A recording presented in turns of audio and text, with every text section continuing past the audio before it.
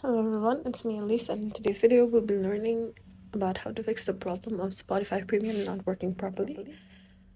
So what you need to do is open your Spotify from your browser, but as you can see, once you open Spotify from your browser, it directly redirects you to the application, but we don't want that, so go to your browser again and type in Spotify/account. This will ensure that your premium account info gets logged into the web browser.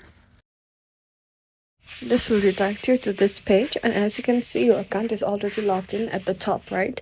You can change this if it's not your account. This also may be causing problems to your premium plan of not downloading and the playlist not recording. So you can change your account, but if this is your account, then check if your password is entered incorrectly by scrolling down and clicking on the logout button and log in again with the correct password. Thank you for watching and hope to see you in the next one.